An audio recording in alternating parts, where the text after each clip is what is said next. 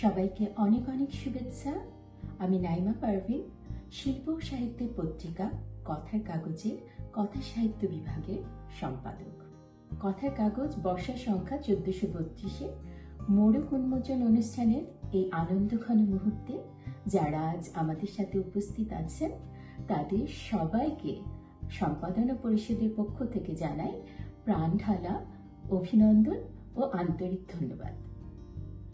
কথার কাগজ সংবেদনশীল, সমেত ও সুগম শিল্প ও সাহিত্য প্রতিষ্ঠায় অঙ্গীকারবদ্ধ। আর এই সাহিত্যে সমেতকরণ সংকল্পকে সাথে নিয়ে আমাদের এবারের বর্ষা সংখ্যায় রয়েছে প্রয়াত অগ্রজ ও অনুজ লেখক কবিদের কবিতা, গল্প, নিবন্ধ এবং সাক্ষাৎকার।